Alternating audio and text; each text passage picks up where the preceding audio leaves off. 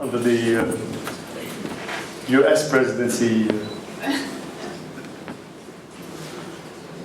Masal Khair, good evening.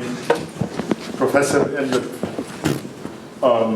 as a historian who specializes in China, you may be aware of the fact that we Arabs do speak Chinese. Actually, it is the mother language of our politicians when they address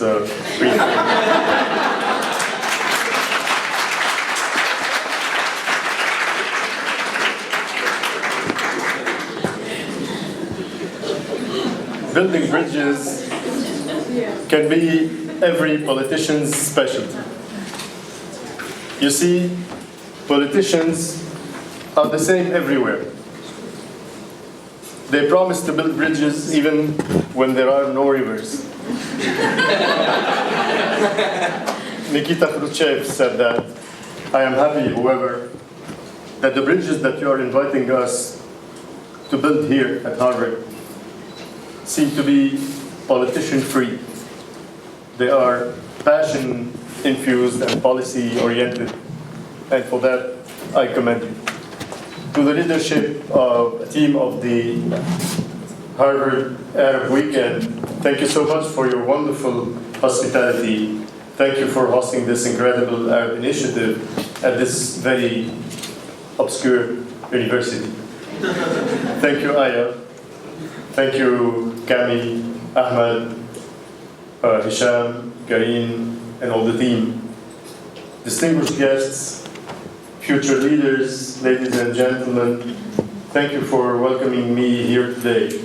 It is a great honor to be a keynote speaker at this year's Harvard Arab Weekend.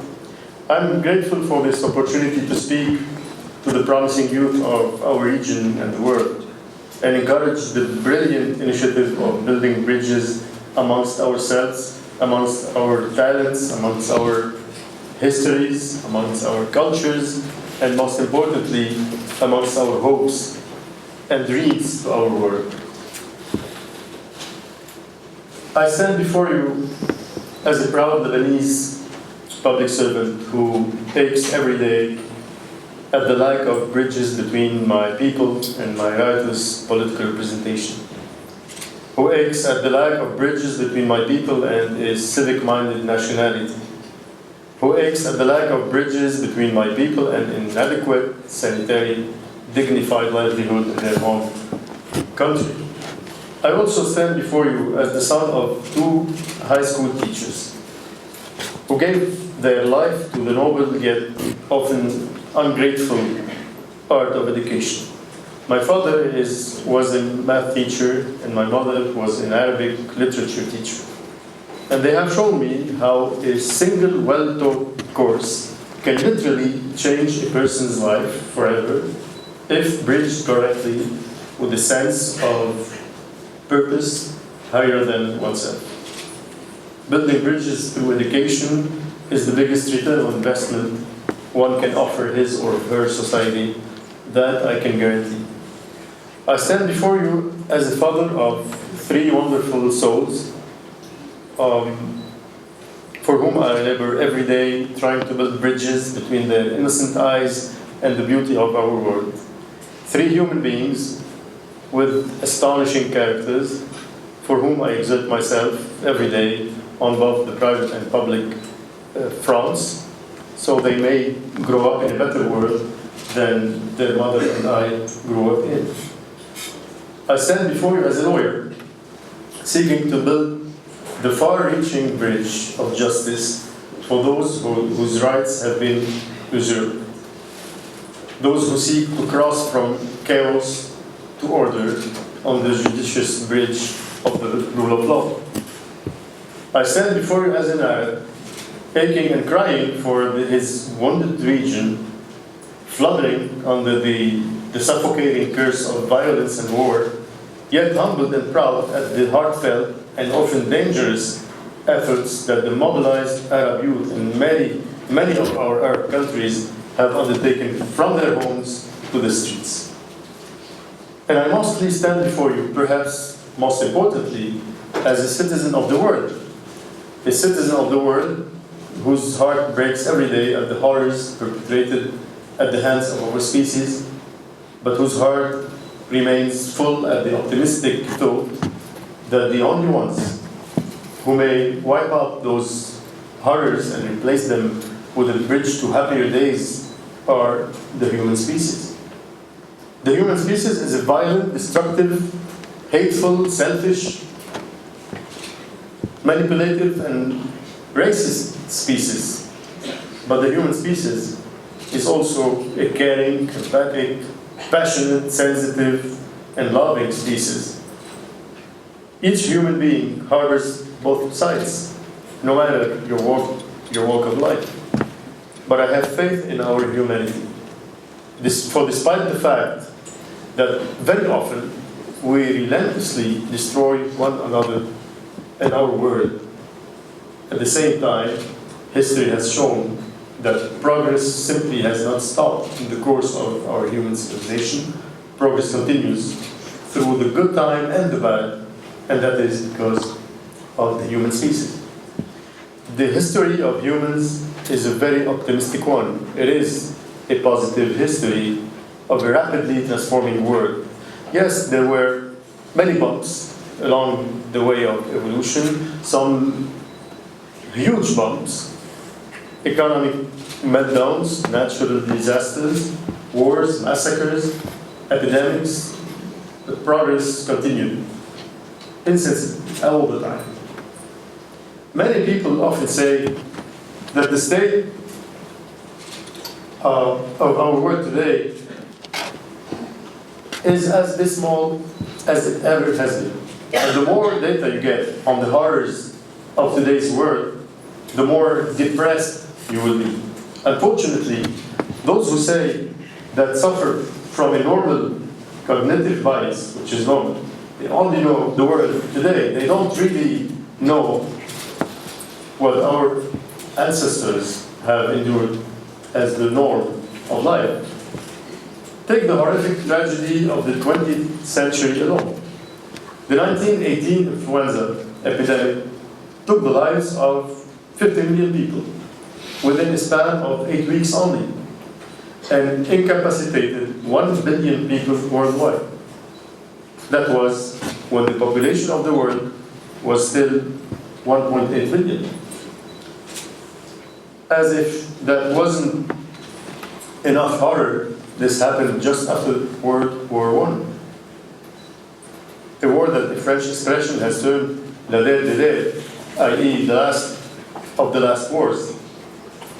Due to how horrific it was, World War I claimed the lives of 17 million people and wounded 20 million, ranking it to this day among the deadliest conflicts in human history. But it was not la guerre des guerres, because merely 21 years later, we were back at it again with World War II, a war which within 6 years wiped out 60 million people. That's 27,400 people slaughtered per day, every day, at the hands of other human beings. 3% of the world population. All this because Hitler had one meeting with the Mufti of Jerusalem.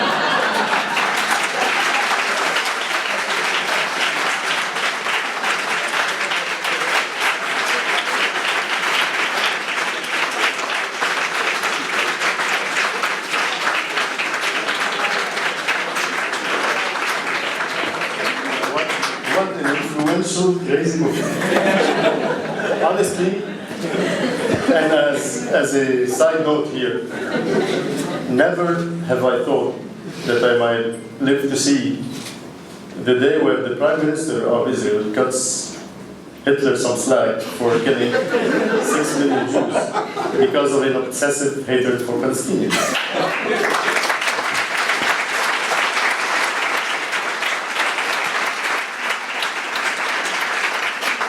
And honestly, if you ever doubt that men rewrite history at their whim, this is your best illustrated example. Unfortunately, racism makes you forget your own humanity. that's one of the dark sides of our human condition. I do know that right here at Harvard, the hummus food was won. So thank you for that. Sarah is here. Okay, what I was saying, yes. Our world sucked in the 20th century. Millions killed by wars and pandemics. Then there were economic meltdowns, tsunamis, hurricanes, earthquakes, fires, floods. And then the Jerusalem Mufti caused World War II. And since that war, 86 million more people died in more forms of wars and oppressions. All this in addition to the horrific deaths in the endless waste of Soviet Gulag, the horrifying African civil wars, the Latin American haunting dictatorships, the crippling Southeast Asian interracial oppression, and the Middle East haunting of dictatorships. And that's just in the past 60 years. So these are not the darkest times at all, my friends. And I wish to say that despite such horrific turmoil, the 20th century witnessed extraordinary advancement. The highest rate the world has ever witnessed. The 20th century alone saw infant mortality decrease by 90%. The 20th century saw maternal mortality decrease by 99%. The 20th century saw human lifespan increase by more than 100%. And this is worldwide. We have witnessed tremendous economic furor, whereby the majority of the world today have access to a telephone, a television, and a flush toilet. 3 luxuries that even the kings and queens of the world could not even dream of at the turn of the century.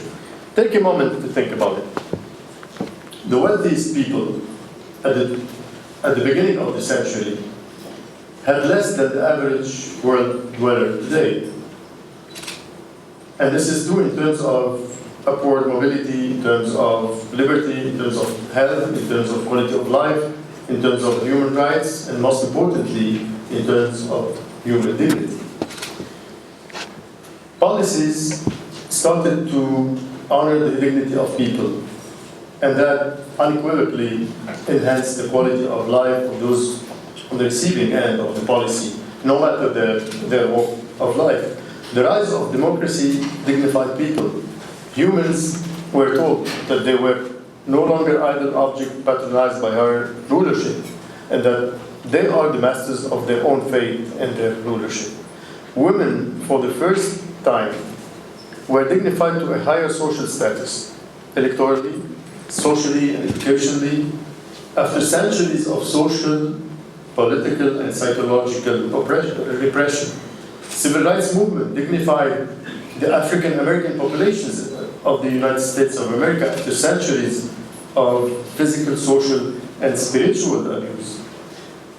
The dignities of the old medieval belief that life was full of suffering and that humans were meant to endure suffering in their lives was replaced in major parts of the world by the dignifying idea that we are all worthy of the better life, liberty, and the pursuit of happiness, to put in the remarkable words of Thomas Jefferson, who signed on these words approximately 300 miles from here. The most important bridge that we all should be contributing to building is the bridge that improves global living standards by honoring each other's dignity. Dignity is different from respect. Dignity is a birthright.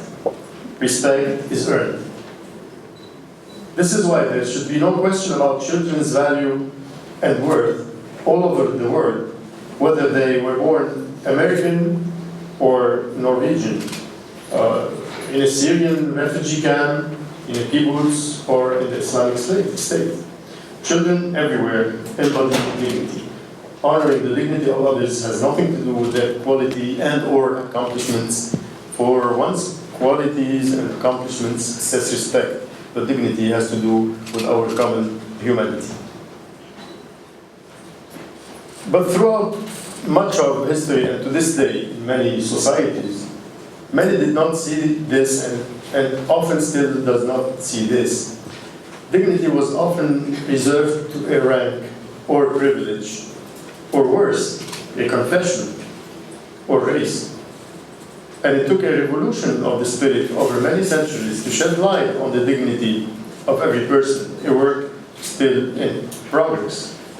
Indeed, that revolution is still ongoing in every society in the world today, whether the first or the third world, in every family, in every company, in every school, in every university, in every state. People decide on the quality of their lives according to how they dignify others. It is no coincidence that the places where, with the most prolific economic status and highest quality of living, constantly coincide with the places where people enjoy the highest amount of liberty and equality amongst each other. And a piece of, if I may, of advice from a fellow human to you, whether in your personal love relationships, co-workers relationships, or whether you are the future president of your country, if you ever encounter a problem with a fellow human being or group of human beings, take a look at where you may have hurt their dignity and address it. You may save the world from a war. So let's build this bridge of unity.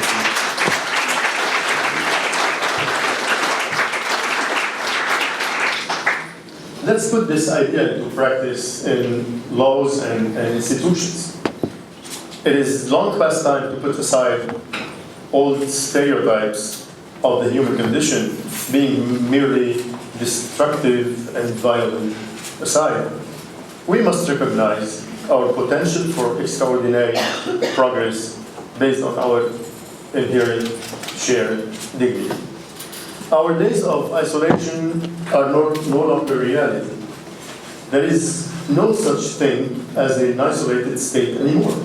This is why we are so interested in the US presidential elections in the Middle East, and we follow it perhaps closer than our own,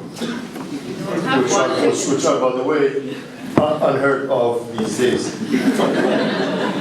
So it affects our fate as well. My point is that no matter where we live today, what they do there affects us here, and what we do here affects them there. We know all too well that epidemics are not confined to borders. They do not choose to afflict a certain religion or race of people. Terrorist organizations are present everywhere globally, and they attack everyone, including themselves. The refugee crisis speaks to everyone. Humanity and global warming is everybody's problem. In the Middle East in particular, our share of problems are not simply internal state problems. They are global problems affecting everyone. ISIS, or the so-called Islamic State, was not born out of thin air. It is a direct result of a series of catastrophic events that suggested to Arabs that we are losing, and some consequently believed that victory will come only as a result of the most violent reformation. ISIS was thus born. ISIS is the Nazism of the Arab world. It claims one group to be the only privileged champion group, their version of an Aryan race, and all other groups must be put to death or subjugation for their inherent inferiority. We have seen this ideology in place many times around the world throughout our human history. But I use the example of Nazism because it is an example that all of us are textbook over familiar with. The fact that Nazi ideology once thrived in Germany never meant that the German people were bad people in any way, nor that their culture was flawed in any way, nor that their branch of Germanic precepts were inherently destructive or hopeless in any way. The same way that we, the Arab people,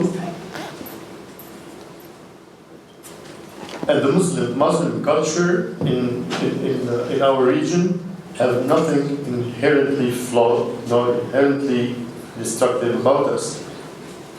But just like Nazism, the extremist flawed version of that Arab and Muslim identity was born from the shame and humiliation of defeat and from the lack of any sustenance of their identity unless fortified with some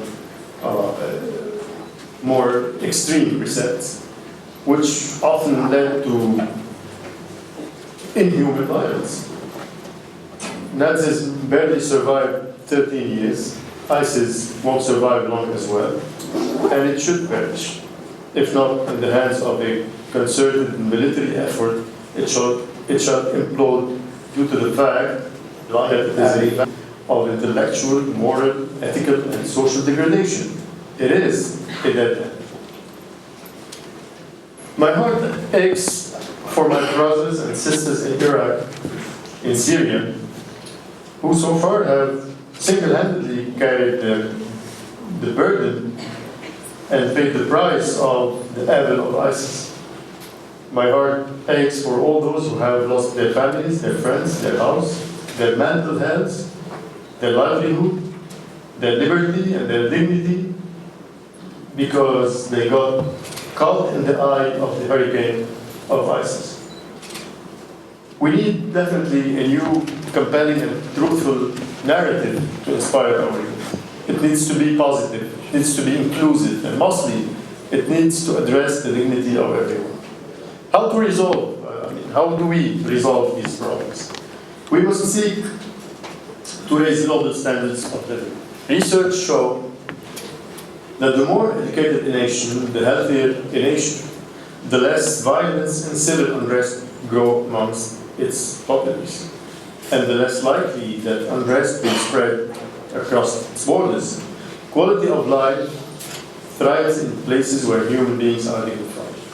And as quality of life decreases, economic stability sets in, as women and men are busy building the nation in equal stances of liberty and dignity. The point is, in today's world, solving problems everywhere, or solving problems anywhere, solves problems almost everywhere. And the greatest tool we have for addressing our grand challenges in human intelligence is human intelligence, the human mind, us. By virtue of being a human being, you belong to the most intelligent species on Earth, and you can do anything, provided you do it with integrity and dignity. The Middle East is in dire trouble today, and it needs you, it needs us. Every single region of the world has gone through its shares of horrors, and human beings always save the day, even if most of the time it is human beings who have perpetrated those horrors.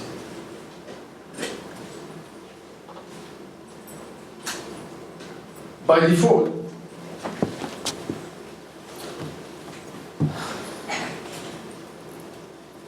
if there is a problem, it means there is a solution. So don't lament the slow pace of reform in our region. Don't simply blame our conflicts and our history for our underdevelopment. Understand our problems objectively, and let's try to remedy to them, to name a few. One, our region has the lowest rates of female participation in the workforce. Less than 25% of women enter the workforce in the course of their lifetime. This is 1 in 5 women who are employed in the Middle East compared to 1 in 2 globally. This is not merely true for poor households. In affluent households, parents are more preoccupied for their daughters to get married rather than to find a fulfilling career for themselves. We should address that.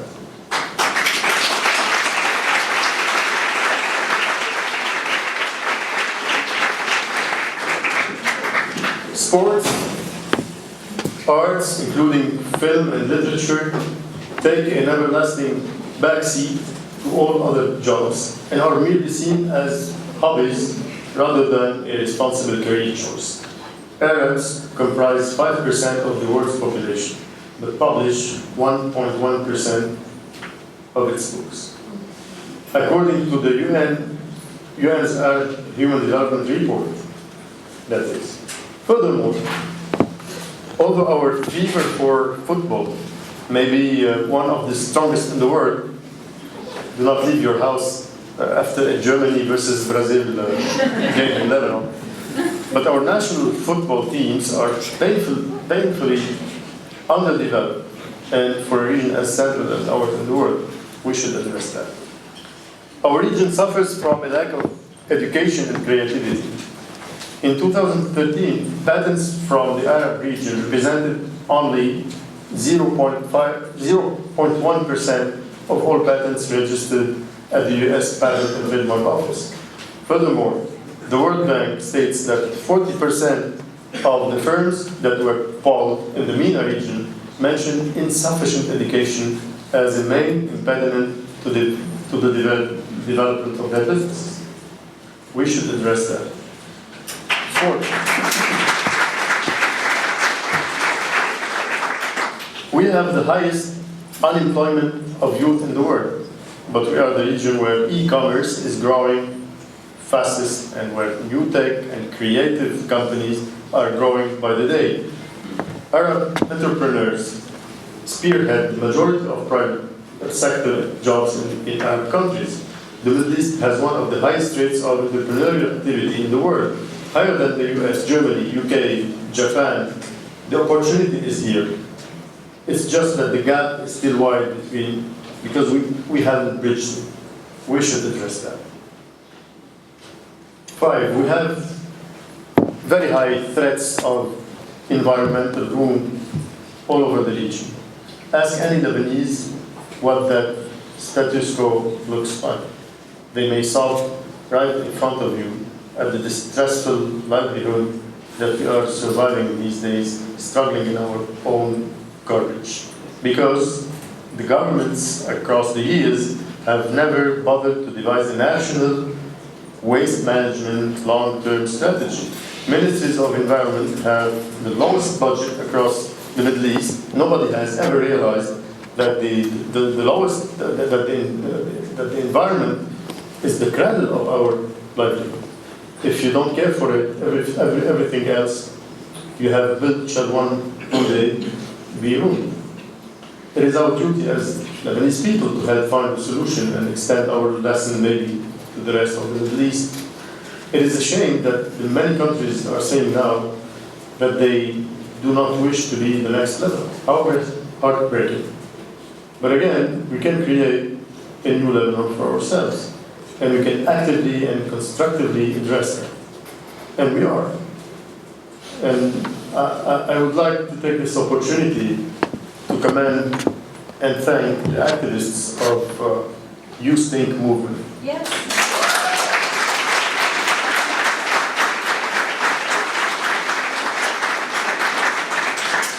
I would like to thank them. I'd like to thank the supporters for the time, energy, and passion for a cleaner Lebanon and for being a role model in many ways. Some of them are here tonight with us, and I would like to really to thank them for being different, for doing things differently, and for giving hope to people. So this is why I'm very excited to be here with you at the university for the next 3 days, all of you. I cannot wait for the conversations on making the world a better place. you get to rewrite this alternative narrative. You get to build these bridges that lead us to prosperity, liberty, equality, and dignity. I know this for a fact because every day I encounter the youth of the Arab world. They are the youth who have peacefully taken the streets for better representation and reform. They are the visionary youth who blog, write, and tweet about a better world and how to achieve it.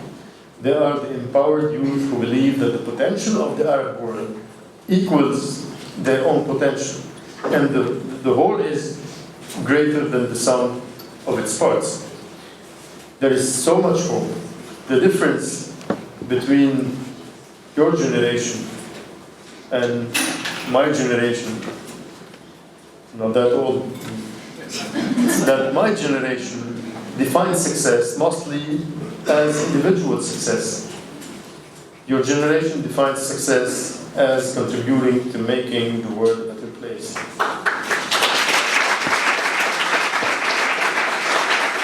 So together, let's pool our ideas and our motivation. Let's vote to create an inclusive political and social narrative imbued with a dignified sense of ownership of the present and of the future.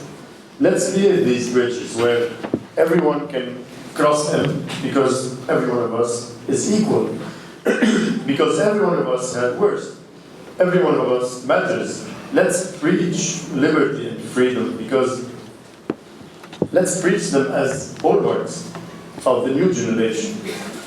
I know that our region is conservative and for the most part still stuck in old thoughts and old thinking. But the human heart is stronger and more valiant than any old thought or thinking. That's how change happens. All changes happen at the hands of a passionate heart. It comes from a heart of love and passion. That is how societies move forward.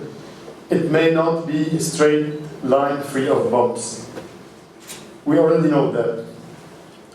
But it will be a never-moving pace of beating hearts and thumping feet, marching towards a brighter future. Rifles are loud and they hurt, but nothing speaks louder than principles and ideals imbued with a sense of determination. At the very beginning of this speech, I argued that even when the world is a mean and horrible place, progress happens invariably. I also argue that progress increases with the recognition of the dignity of every human being. Today we are at the dawn of that.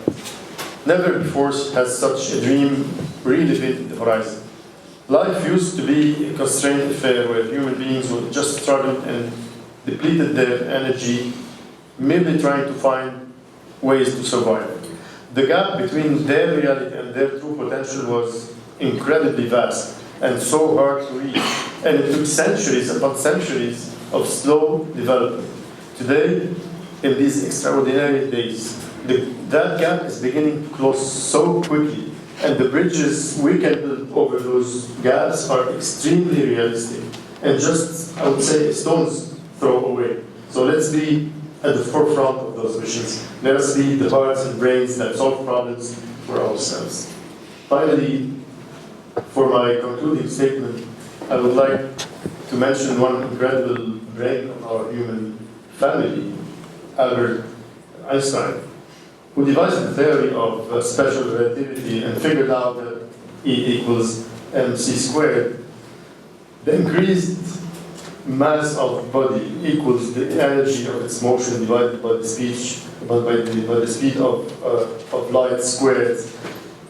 The beauty of this theory is that it is indeed relative. If we understand this energy E to be the energy we hold in ourselves to do good in the world, and that the mass of the body M to be the body of good itself, once you multiply that by the speed of light squared, you conclude that good is the most powerful force in the world.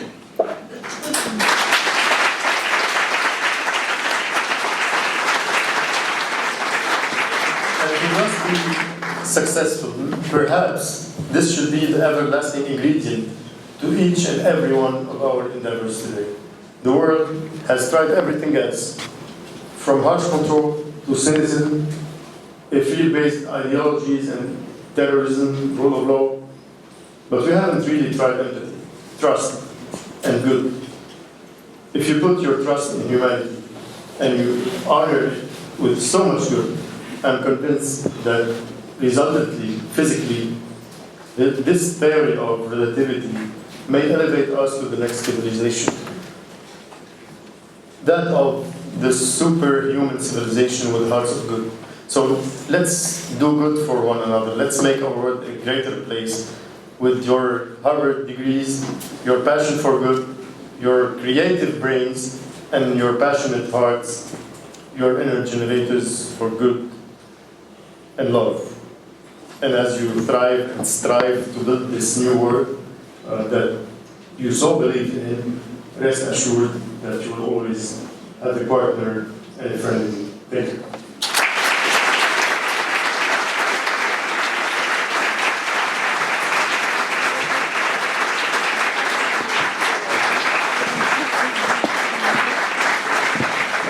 The region? Well, I wouldn't generalize and say that the whole generation will be corrupt or not. This generation belongs to a society where people can get interest or get corrupt or whatever. The idea is, should be not about individuals, but about groups. And I think that this new generation can succeed and make a difference in as much as it is able to be gathered into groups that are pressure groups and that are not really into the power sharing we know on the political field. So in as much as they can form pressure groups, they will succeed. And in as much as they can be really, they can have one target, very clear objectives, I think that they cannot but succeed. This is because the ruling class, political class, is sometimes unable to deal with real problems, and that's because we don't have such groups that the ruling class is still ruling the countries. First question. Okay. Mr. Baroud, my name is Ghanwa Hakim. I'm a Lebanese American, and I'm also a lawyer. I live here in Boston. And I'd like to ask a more Lebanon-centric question to gain your perspective on that. Of course, sectarianism is rampant and still the biggest part of the political system in Lebanon. And I would like to hear your perspective on internal conversations having been taking place on the implementation of personal status codes in Lebanon, and how you think that personal status codes moving away from codes of religious status will help the political situation in Lebanon. You know, the question can be very weird for non-Lebanese people who would not really understand what does it mean to have a sectarian law for every religious community. This could be really weird, but that's what we have. Now, how to deal with it, what some civil movements were calling for was not a mandatory civil law. It was only an optional civil law. And even the optional civil law was not accepted and was rejected by the government to start with, and of course the parliament at the later stage. So we're still there, and people are saying this is not a good time to discuss these things because there are major concerns. I don't agree. I think that this is a major concern because this would really help in making Lebanon a better country. This would help in making Lebanese people freedoms and liberties accessible. So I don't think that this is this will be on the agenda of the ruling political class, but this could be or should be one of the main things that we should fight for. Thank you. And I would add also that this is not only words. I'm saying when I was in office, I made it possible for Lebanese people not to declare their religious appartenance, and it only required a circular. It didn't require a law or a decree. It was only a circular. Hello, thank you very much for your inspirational speech. My question is, how would you recommend that Arab American youth be more involved in Middle Eastern politics when it comes to influencing policy or anything of that nature from being here in America? Being here in America. Well, following up on what's happening in many Arab countries is one first step. The studies you're undertaking will be beneficial for the Arab countries in the near future, I guess. The fact that we have Arabs being in America or anywhere in the world studying is something that would make the Arab countries have more potential. So I would say this is the best way to make things happen in a better way at this stage. Now I know that we can support also the groups that are working on the ground in every single country. This is part of the advocacy, the lobbying you may want to do. Lobbying and advocacy would help a lot as well, without giving the impression that the Americans are interfering in domestic affairs, because that's how governments will take it. So don't give them this pleasure of accusing you of any conspiracy theory. Thank you. Thank you.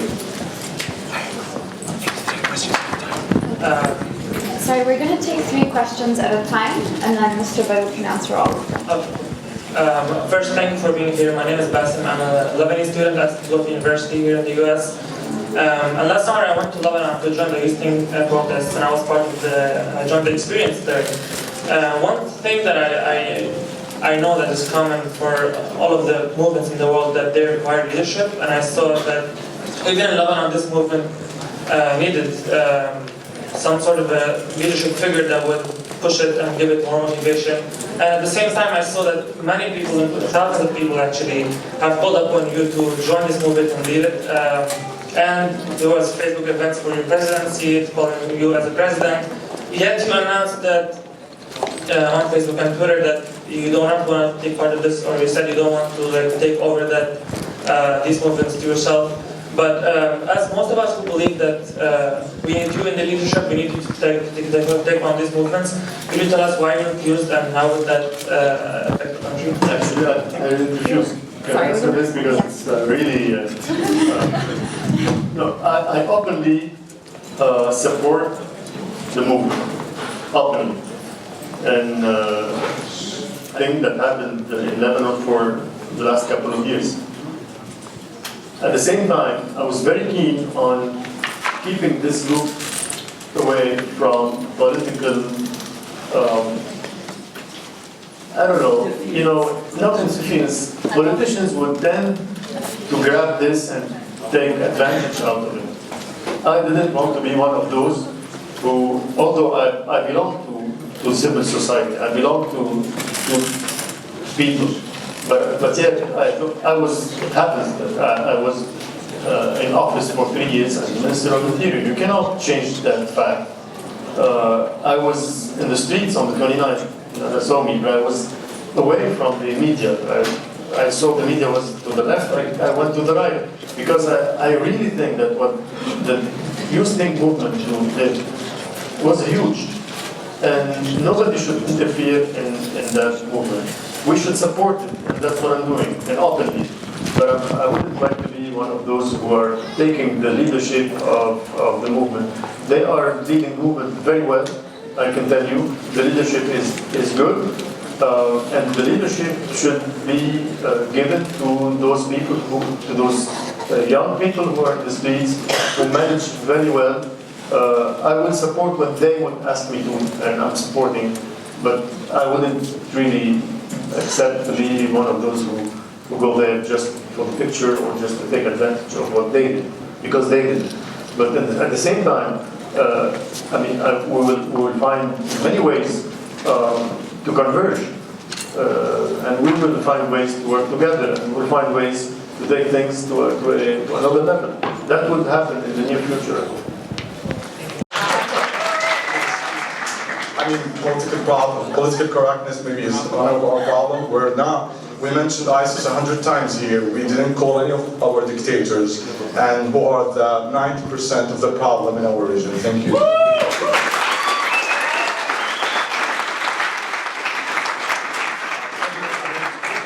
That's a pretty tough question to be. So my question is similar, and a little bit related to Syria. It's about finance. Specifically, you were the Interior Minister, and in a critical time in Lebanon's history, Lebanon has taken a lot of refugees from Syria.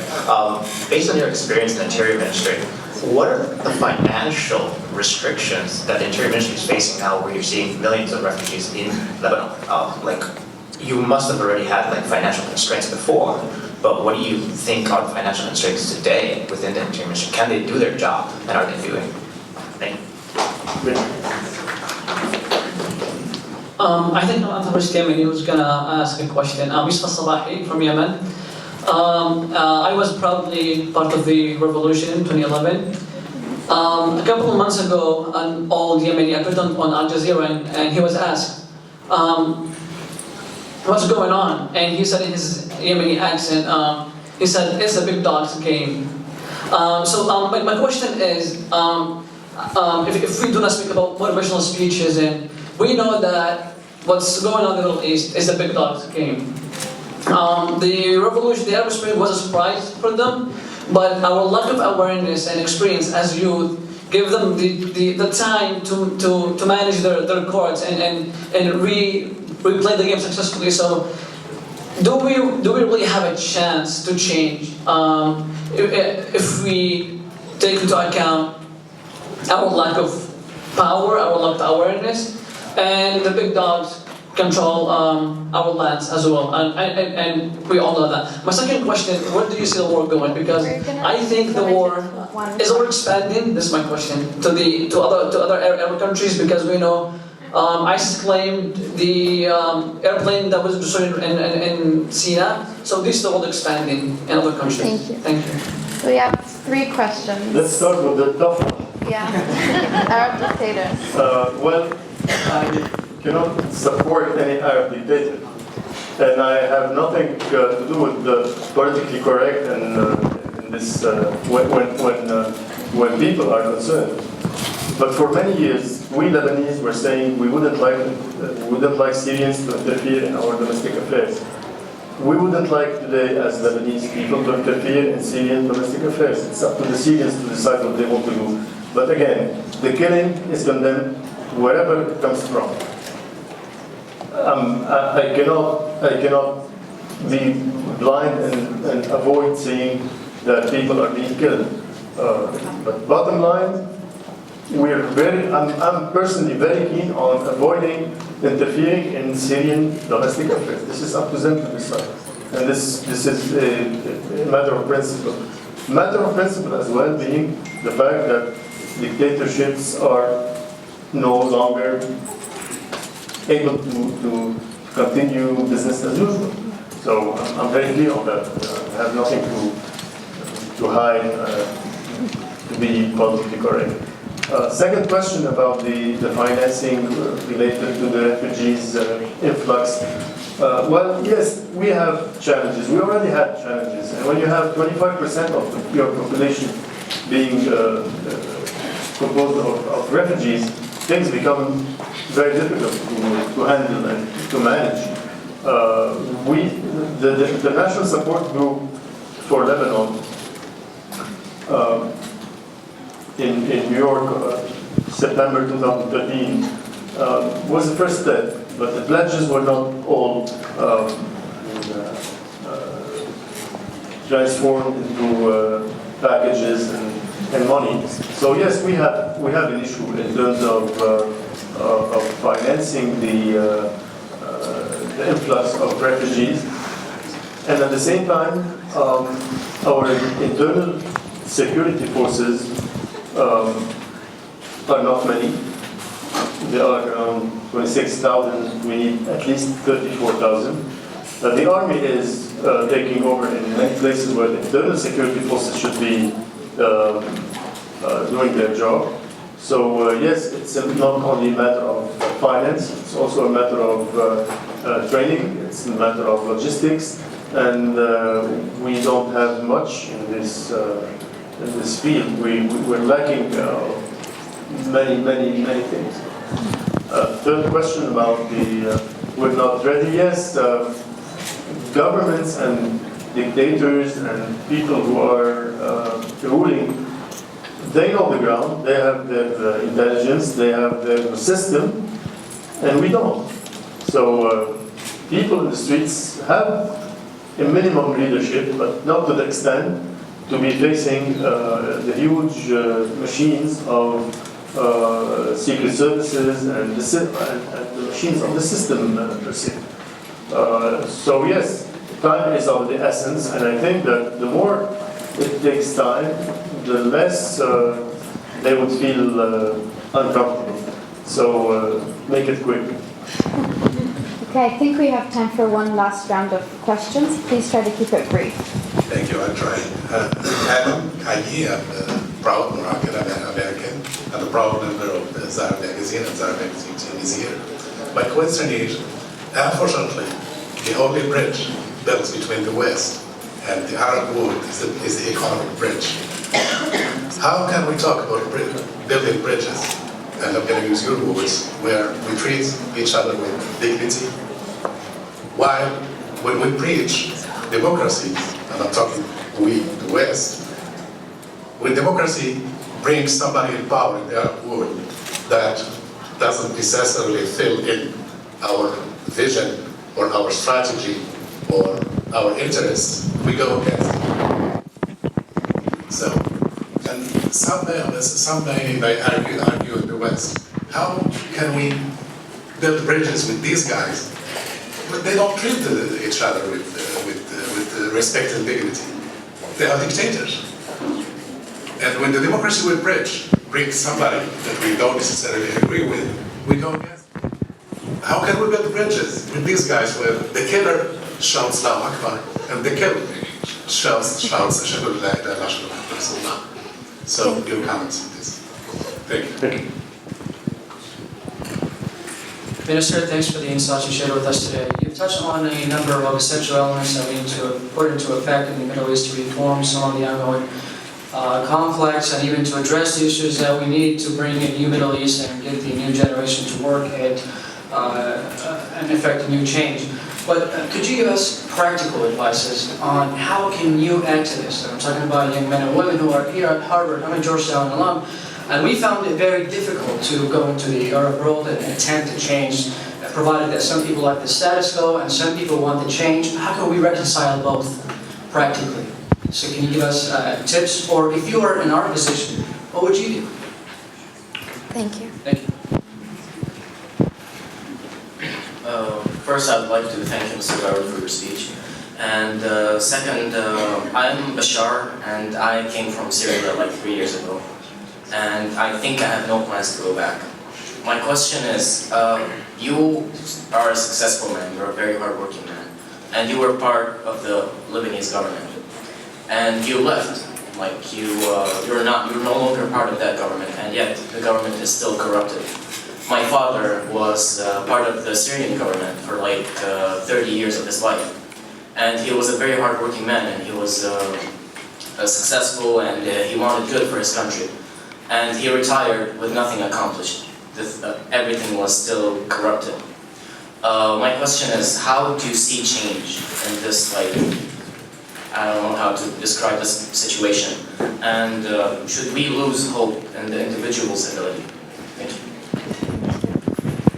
Well, let's start with bridges with the West, as you called it.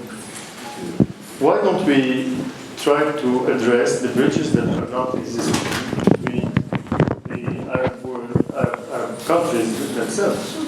Let's start here. If we're talking economy, where is the economy that is bridged between Arab countries?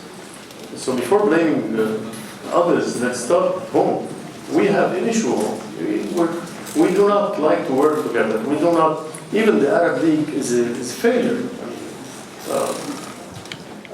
So let's start internally, and then we'll see. The West wouldn't be interested, but in interest. I mean, interests are the main keyword that is used. So you need to give them enough incentive to feel that you are a partner. As long as you are divided, they will not consider you as a partner. So united, it gives more power, and Arabs are not ready maybe to be united, even on an economic scale, but not necessarily political. The second question was about Practical advice. practical tips, tips for change. I don't have tips. I have some success stories that we went through as groups, and again, it's not individuals. It's not about individuals. It's about groups. In '97, the Lebanese government decided to postpone municipal elections again for the X time. For 35 years, they've been postponing municipal elections. And we managed to have a campaign, a civil campaign, calling for municipal elections. And we had a sort of partnership with 10 members of parliament who accepted to sign a challenge before the Constitutional Court. And we got the Constitutional Court to annul the law postponing elections. And the government had no other choice but to hold elections. So this is an example. Tips, I would say, anything that would surprise them, anything that would be not really in their mind. Try to surprise them and try to make it short and quick and targeted. We need to have targeted missions, campaigns, you name it. So yes, any other tips I would be willing to give you details, but later. The last question was yes, where do you about, see the hope? Yeah, the hope. First, again, it is not about us, about me, or about your father, or about whoever. My feeling when I was in office was that you cannot really do much unless you have a group that supports you. I was an independent minister, but I didn't have members of parliament to support me, or media, television and radio and newspapers. I didn't have so-called political money to buy I don't know what. So it is not about individuals. When you have a group, when you have a political party, and today